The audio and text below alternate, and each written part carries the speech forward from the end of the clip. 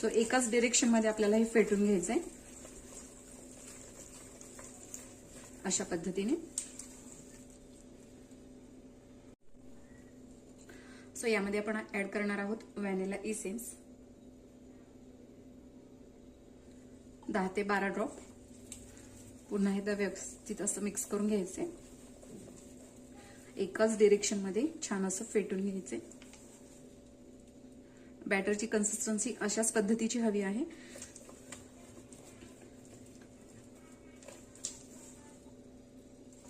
सर्वात शेवटी आपण यामध्ये ऍड करणार आहोत बेकिंग सोडा आणि खाण्याचा सोडा, म्हणजेच बेकिंग पावडर आणि खाण्याचा सोडा.